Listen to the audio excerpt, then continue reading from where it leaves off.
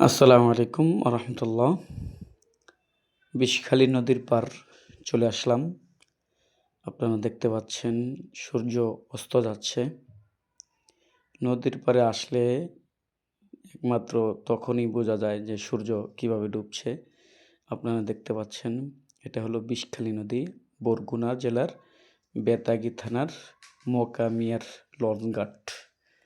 কত বড় নদী পাশে দেখেছেন।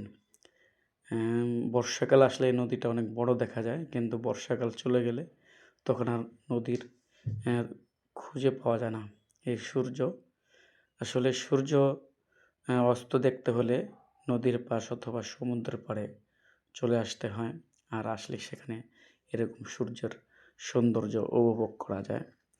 আর উপভোগ করতে একে একে দেখেন সূর্যটা একেবারে আস্তে আস্তে ডুবে যাচ্ছে। আসলে এই আল্লাহর সৃষ্টি যে কত সুন্দর হয়, এটা একমাত্র যদি পরিবেশ দেখেন তাহলে ভালো